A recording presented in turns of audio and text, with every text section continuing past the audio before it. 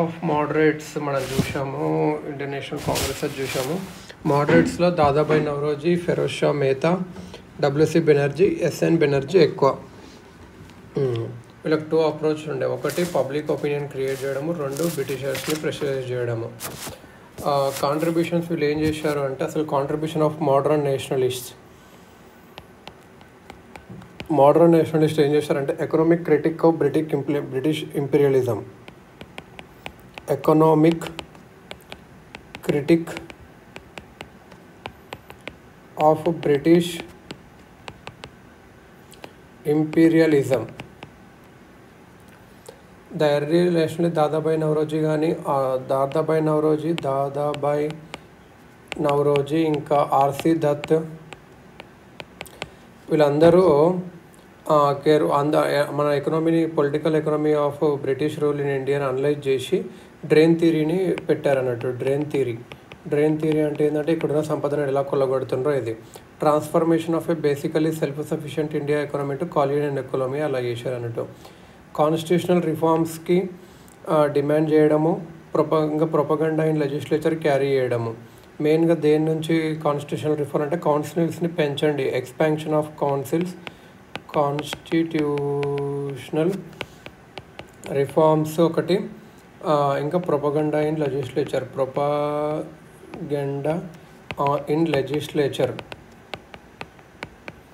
expansion of councils, greater participation of Indians in council, greater participation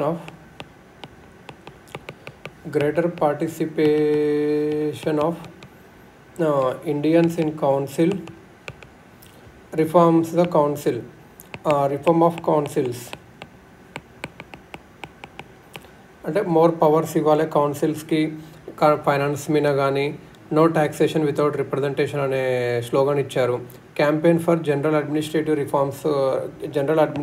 reforms కోరుకున్నారు. ఏంటంటే Indianisation of government services, judicial executive separate చేయాలి.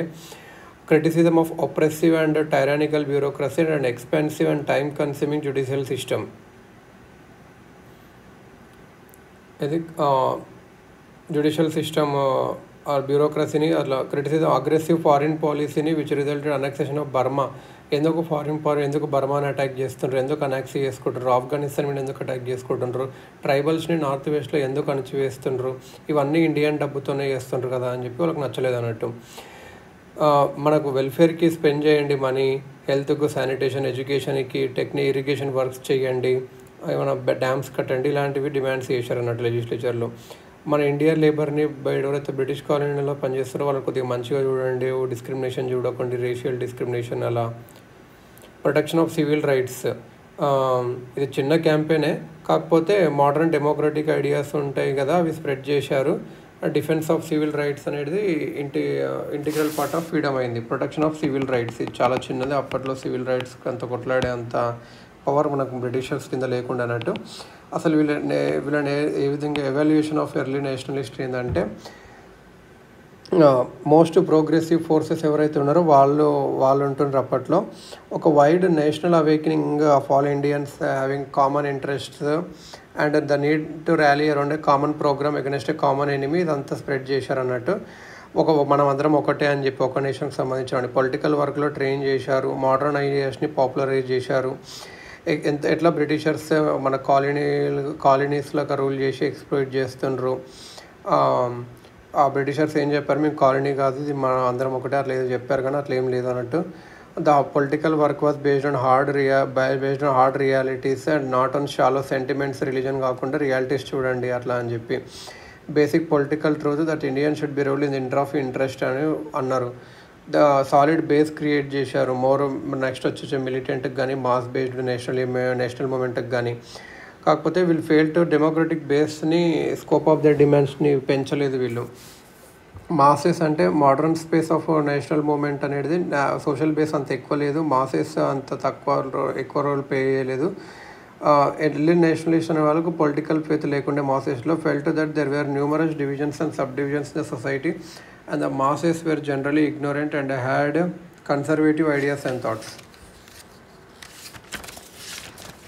ఇదన్నట్టు అప్పుడు attitude of government ఎలా ఉండే అంటే government అనేది ఒక్కొక్కసారి కండమ్నేషన్ ఓపెన్గానే మేము చెయ్యము ఇవన్నీ. నేషనలిస్ట్ అనే వాళ్ళు వీళ్ళు Brahmins, seditious Brahmins, disloyal babus. Dufferin called the Congress as factory of sedition. Dufferin called the Congress as factory of SEDITION sedition. Government adapted divide and rule తర్వాత చేసింది అన్నట్టు. ఇది అన్నట్టు బేసికల్గా మోడర్న్ అది చూసుకుంటే.